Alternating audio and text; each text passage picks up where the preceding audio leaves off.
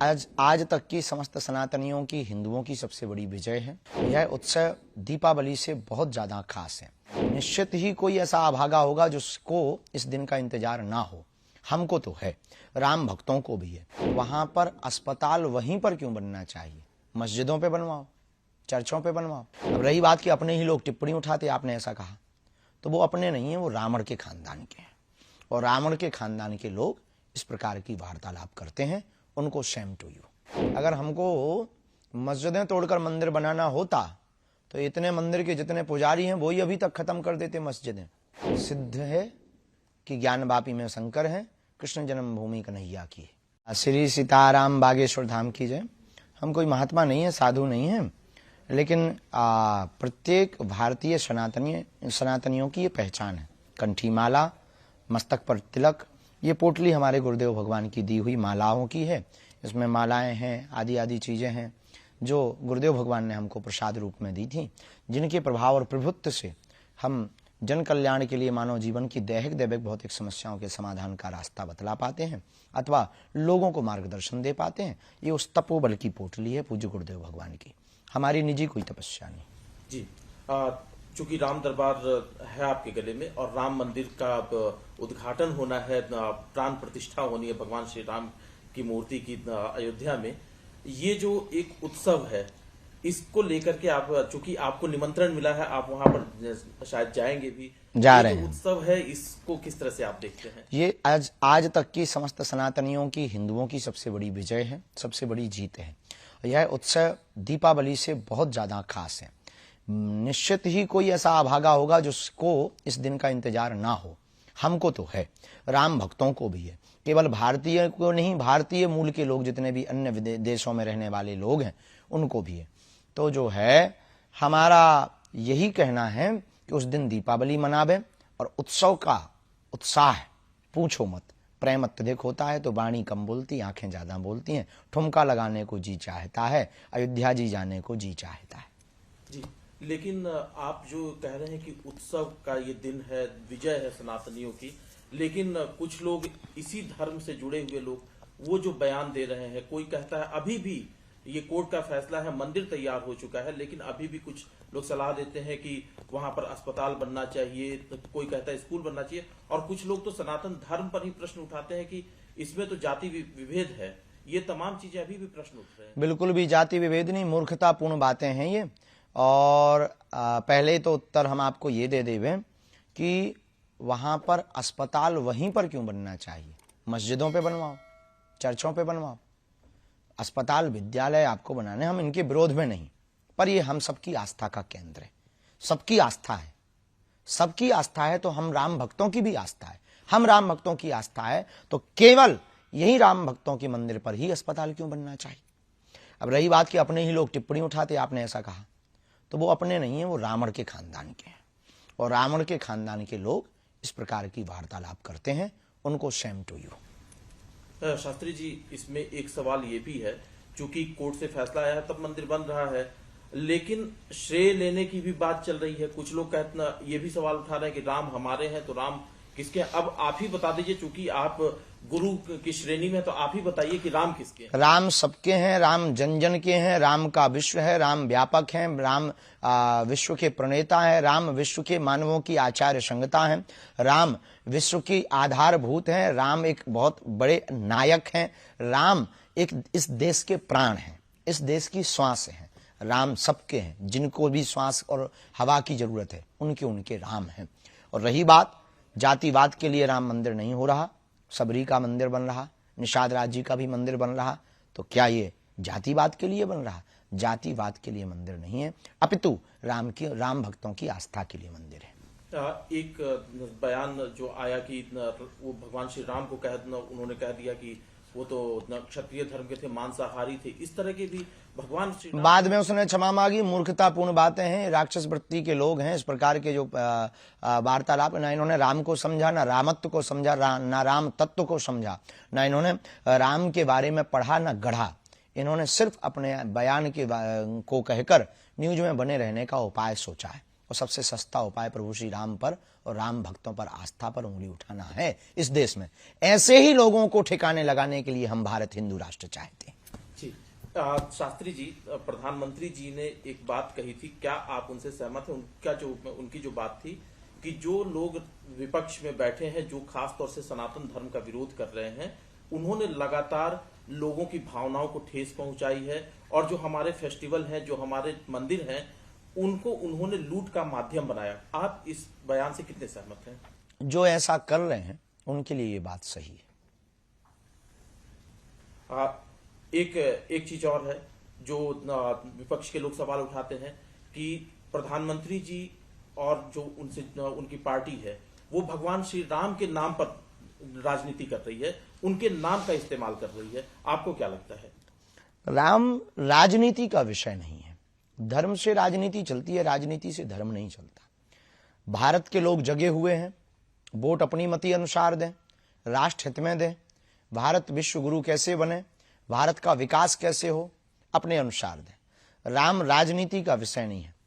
राम की स्वयं की नीति है मर्यादा, राम की स्वयं की नीति है एकता, अखंडता, संप्रभुता, और राम जी की स्वयं की नीति है विश्व में शांति। तो जो राजनीति की बात कर रहे हैं, अगर कोई रोटियां सेंक रहा, ये मूर्खता। अभी आपने जिक्र किया था शुरुआत में कि सनातनियों की सबसे बड़ी ये जीत है। 2 मामले अभी और कोर्ट में है जिसको लेकर के भी संघर्ष जारी है, उसके बारे में आपकी क्या राय है? राय क्या, सिद्ध है कि ज्ञान वापी में शंकर है, कृष्ण जन्मभूमि कन्हैया की है। अब उसमें राय की बहुत ज्यादा आवश्यकता नहीं है। न्यायालय है इस देश में, न्याय प्रणाली है, और वर्तमान में मिल रही एसआई की रिसर्च में जो सबूत है, उससे यह निश्चित हो रहा है कि वहां पर सनातनियों का ही प्रभुत्व रहा, सनातनियों का ही मंदिर है, किसी अन्य मजहबियों का नहीं। इस देश में मोहम्मद गौरी, अकबर, बाबर, इन्होंने आक्रमण करके हमारे देश के मंदिरों पर जो कुठाराघात किया, उसके घाव वर्तमान में भरे जा रहे हैं। भगवान की कृपा से स्वर्णम काल है सनातनियों के लिए, हिंदुओं के जागरण के लिए। तो आपको लगता है कि बहुत जल्दी यहाँ पर भी फैसला हो जाएगा? होना ही है, हो करके ही रहेगा, और होना ही चाहिए। विवाद जल्दी खत्म हो, जल्दी से इन लोगों को शांति मिले, ताकि जो है ये बार बार इनके मुंह चलाना बंद हो जाए। शास्त्री जी, हिंदू राष्ट्र की बात आप बार बार करते हैं, अलग अलग मंचों से भी आप कहते हैं। जो मंदिर की बात चल रही है, उस बीच असदुद्दीन ओवैसी का बयान आता है कि मस्जिदों का आबाद रखो। वो मुसलमानों से कहते हैं नहीं तो एक एक करके मस्जिदें छीन ली जाएंगी तुमसे। ये उनका भी भीतर का डर बता रहा है कि वो कितने कमजोर हैं और कितने निर्दयी हैं। अगर हमको मस्जिदें तोड़कर मंदिर बनाना होता तो इतने मंदिर के जितने पुजारी हैं वही अभी तक खत्म कर देते मस्जिदें। हमें मस्जिदें नहीं, मस्जिदों पे मंदिर नहीं बनाने। जहां हमारे मंदिर थे हमें वहां मंदिरों के पुनर्निर्माण करवाने। अब उनको अगर ये डर है तो भगवान करे उनका डर बरकरार रहे। जी, एक सवाल और है सीए एनआरसी को लेकर के कि इस देश में सीए लागू हो, कुछ लोग इसका विरोध करते हैं। एक तबका कहता है कि उसके खिलाफ है, एक विशेष धर्म के खिलाफ है। विशेष धर्म के खिलाफ नहीं है, इसमें बहुत न्याय प्रणाली के साथ सीए का प्रयोग है। बुद्ध, जैन, ईसाई आदि जितने भी आए हैं भारत में, इन्हें शरणार्थी कहते हैं। एक भाषा में शरणार्थी आए हैं। तो बांग्लादेश और पाकिस्तान आदि से आए हुए अन्य मजहब के लोग भी कुछ आए हैं, जिनका नाम नहीं हम लेना चाह रहे, जिनका भी नाम ले रहे थे उनके समाज के लोग, उनके खिलाफ नहीं है। पर उनके लिए एक बहुत सुंदर तर्क है कि तुम अपना देश छोड़ के क्यों आए, क्या आवश्यकता थी? भाई हमारे घर में भोजन भाजन की बढ़िया व्यवस्था होगी तो हम पड़ोसी के घर क्यों डेरा डालेंगे? या तो कोई तुम्हारा षड्यंत्र है, या फिर तुमको कोई कान भर रहा है, या कोई इंटरनेशनल साजिश है। तो बढ़िया है, सीए बहुत बढ़िया है। शास्त्री जी, एक राजनीतिक सवाल है, क्योंकि 2024 में लोकसभा के चुनाव भी होने हैं, राम मंदिर का निर्माण हो रहा है, ये आकलन है कि इसका प्रभाव भी रहेगा लोकसभा के चुनाव पे। आपको क्या लगता है, भारतीय जनता को जो वोट देने जाएगी, क्या उसको नरेंद्र मोदी को एक और चांस देना चाहिए? हम राजनीति पर टिप्पणी तो नहीं करते, न राजनेता पर टिप्पणी करते। जो राष्ट्रहित की बात कर रहा, राष्ट्रहित के लिए बोल रहा, राम राज्य की स्थापना के लिए जी रहा, ऐसे व्यक्ति को भारत के संपूर्ण वोटरों को स्वविवेक के साथ अपनी मति के अनुसार वोट देना चाहिए। अब किसको देना चाहिए ये तुम्हारा विवेक, हमारे कहने से आपको वोट देना नहीं।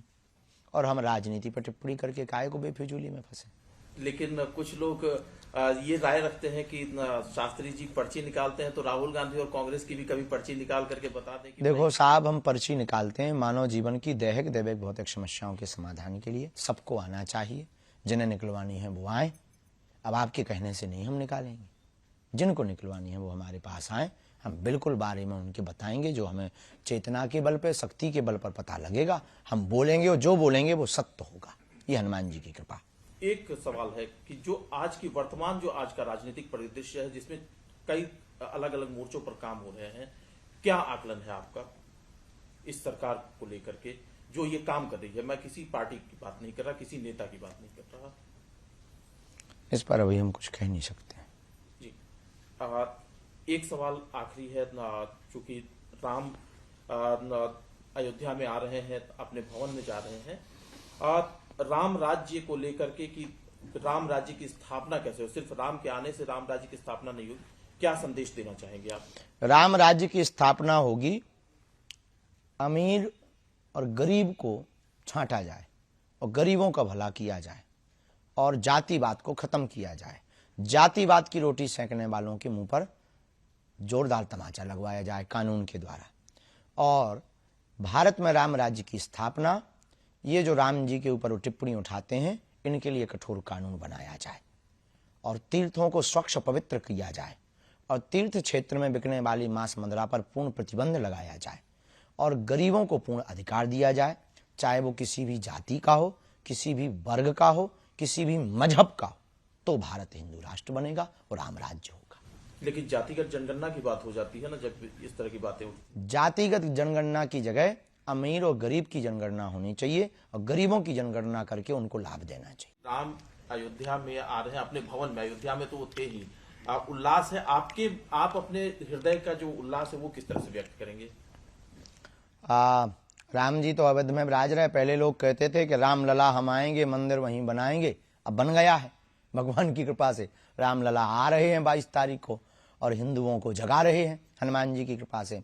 अभी वर्तमान में एक गीत बहुत चल रहा है, 2 लाइन उसकी सुना देते हैं। अरे मेरी झोपड़ी के भाग आज खुले जाएंगे, राम आएंगे। मेरी झोपड़ी के भाग्य आज खुले जाएंगे, राम आएंगे। राम आएंगे आएंगे राम आएंगे, राम आएंगे आएंगे राम आएंगे। मेरी झोपड़ी के भाग्य आज खुले जाएंगे, राम आएंगे। ये भाव बहुत ज़्यादा सबरी माता का ये भाव है और सब लोग उस दिन का इंतजार कर रहे हैं। बड़ी दिव्यता भव्यता के साथ प्रभु श्री राम जी विराजमान हो रहे हैं। और हमको तो अयोध्या में जाकर एक ही बात याद आती, सीताराम जी की प्यारी राजधानी लागे, महारानी लागे, मन मीठो मीठो सरजू जी को पानी लागे। सीताराम जी की प्यारी राजधानी लागे, महारानी लागे, मन मीठो मीठो सरजू जी को पानी लागे। धन्य कौशल्या धन्य कैकेयी धन्य सुमित्रा मैया, धन्य भूप दशरथ जी की अंगना खेलत चारों भैया। हाँ खेलत चारों भैया, गुड़धानी लागे, बड़ी प्यारी लागे, मन मीठो मीठो सरजू जी को पानी लागे। श्री सीताराम। वह बिल्कुल दिमाग से अस्वस्थ हो चुके हैं। ऐसा कोई कहता है क्या? आस्था पर कुठाराघात लगातार करना यह ठीक नहीं है। और राम तो राम है। तेजस्वी जी वोट के लिए और अपने परिवार के कुर्सी के लिए किसी बड़ को खुश करने के लिए इस प्रकार से यह कहना और हिंदू धर्म पर अपशब्दों का व्यवहार और आपत्तिजनक बातों को कहना, एक बार भगवान श्री राम के मंदिर में जाकर माथा टेकिए, तब आपको अंदाज लग जाएगा कि भगवान श्री राम का मतलब क्या है, उनका महत्व क्या है। वह बिल्कुल दिमाग से अस्वस्थ हो चुके हैं। ऐसा कोई कहता है क्या? आस्था पर कुठाराघात लगातार करना यह ठीक नहीं है। और राम तो राम है और सब वोट के लिए कर रहे हैं, वोट के लिए कर रहे हैं, तुष्टीकरण के नीति के तहत कर रहे हैं। इसी तरह की तुष्टीकरण की नीति, आज़ादी की लड़ाई कि पूर्व भी प्रारंभ हुई थी और परिणाम उसका हुआ था कि देश का बंटवारा हो गया। इस तरह के विभेद पैदा करने वाले लोग, भाई पता नहीं कि राम तो इस देशवासियों के आस्था के केंद्र है, मर्यादा पुरुषोत्तम है, उनके आदर्श पर लोग अपने जीवन को चलकर सफल बनाता है, धन बनाता है। इनकी बुद्धि भ्रष्ट हो गई है। हम तो यही कहेंगे कि तेजस्वी जी वोट के लिए और अपने परिवार के कुर्सी के लिए किसी बड़ को खुश करने के लिए इस प्रकार से यह कहना और हिंदू धर्म पर अपशब्दों का व्यवहार और आपत्तिजनक बातों को कहना, तो क्यों गए थे तिरुपति जी पूजा करने? क्यों गए थे? बाल मुंडन करवाए क्यों गए थे? भगवान श्री राम में और वहाँ जो तिरुपति जी हैं, क्या उनमें कोई अंतर है क्या? तो क्यों ऐसा कर रहे हैं? सब भगवान विभिन्न रूपों में है, लेकिन सबका स्वरूप अलग अलग है, लेकिन मतलब एक ही है। हिंदू आस्था यही कहता है। तेजस्वी जी, आप वोट के चलते आप इस तरह हिंदुओं के साथ, हिंदू भाइयों बहनों के साथ, राम भक्तों के साथ आप इस प्रकार से मजाक न करें, आपको महंगा पड़ेगा और आपको जरूर अफसोस होता होगा कि हम गलत बोल रहे हैं। तो एक बार भगवान श्री राम के मंदिर में जाकर माथा टेकिए, तब आपको अंदाज लग जाएगा कि भगवान श्री राम का मतलब क्या है, उनका महत्व क्या है।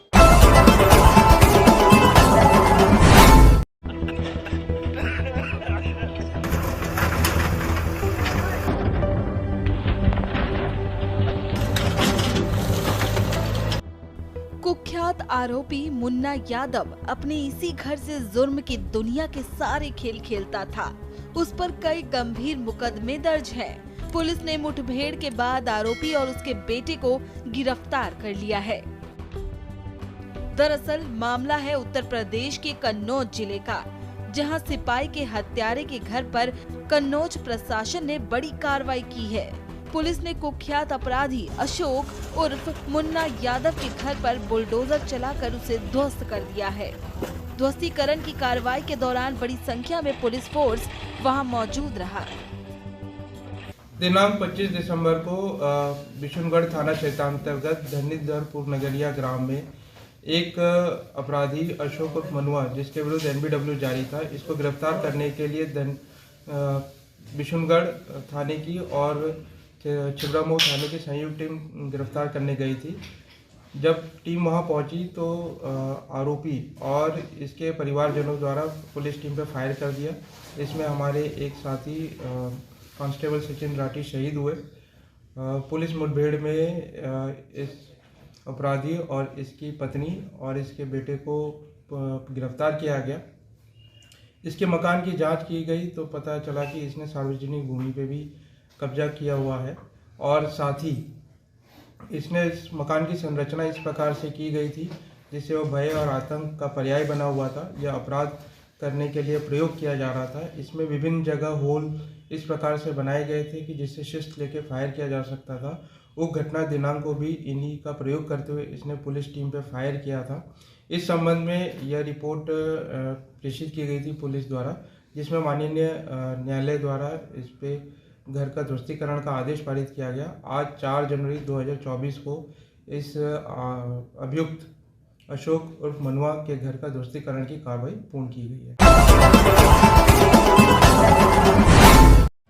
अगर आप क्रिकेट के शौकीन हैं तो आपने क्रिकेट तो जरूर देखा होगा। वैसे तो क्रिकेट सफेद या रंगीन जर्सी पहनकर खेली जाती है, लेकिन इन दिनों मध्य प्रदेश के भोपाल में एक अनोखा क्रिकेट देखने को मिल रहा है, जिसमें खिलाड़ी ललाट पर त्रिपुंड, गले में रुद्राक्ष और धोती कुर्ते में मैच खेल रहे हैं, तो वही कमेंट्री संस्कृत भाषा में हो रही है।